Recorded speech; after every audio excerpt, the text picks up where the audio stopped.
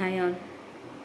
I am going to take a session about operating systems, which is very important for the students who are graduating from IT or CS or AML or whatever the technical software technical industry.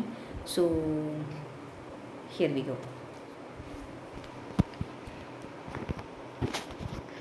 So in this upcoming sessions, we are going to cover the topics and the contents are computer system organization, process and memory management, operating system basics, thread management, CPU scheduling and real-time systems, process synchronization and deadlock handling, memory management techniques, file systems and IO operations, mass storage structure and disk management, virtual memory and file system implementations. So let's we see the introduction of computer system organization. As we well known about the system components, a computer system is composed of hardware and software components. Hardware in the sense it includes the CPU, memory, storage devices, input storage devices. It includes the hard drives, SSDs, and input devices which are the keyboard, mouse, and output devices, monitor, printer, and networking hardware. Software components consist of the operating systems and application software. System organization. The organization of a computer system refers to its hierarchical structure and how components interact. For example, the CPU fetches instructions from memory, processes them, and sends results to output devices. So, system architecture. Computer system architecture defines the design principles and structure of a system. Key architectures include von Neumann architecture, like CPU, memory, and input-output devices, and hardware architecture, separate memory for data and instructions. Architecture, operation, and components of a computer system. CPU architecture means the central processing unit executes instructions and performs calculations. CPU architectures vary and include components like the arithmetic logical unit, control unit, and registers. System operation. A computer system operates by executing programs, processing data, managing resources, handling user interactions. This involves fetching instructions, decoding them, executing operations, and managing input and output operations. Components overview.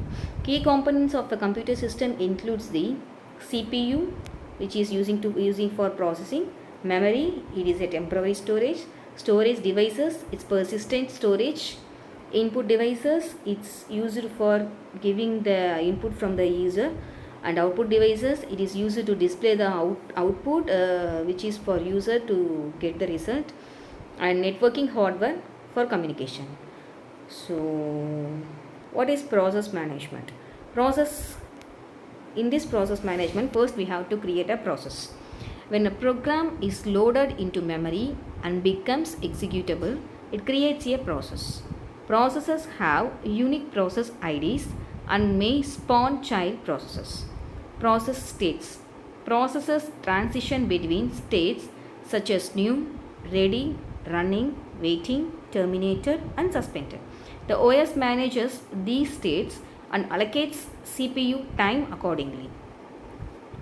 So this is the central processing unit structure, and the input given by the user.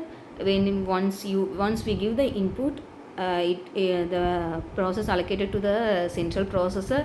In central processor there is ALU which is used to the ALU abbreviation is arithmetic and logical unit, and control unit, RAM, random access memory, ROM, read only memory. It's cache memory is used to get the data which is frequently used by the user very soon. So these are the central processing unit. In RAM, ROM, and cache are the memory unit. And once we finish the process, and it's terminate from the central processor and given to the output to the user. So these are all the central processing unit, and in this case input in the sense it is a creation of process, and then once we create the process, we can make a process ID for every process for identifying that process once the output we got.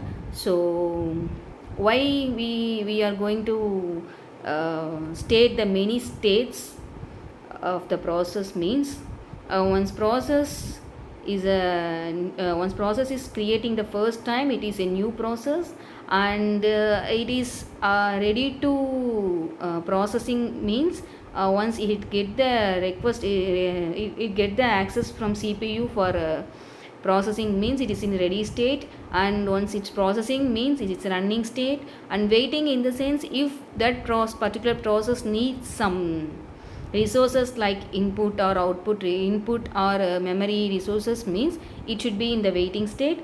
And once the process is terminated and it's suspended from the central processor unit and get the output. We'll see the other topics in the next session. Thank you.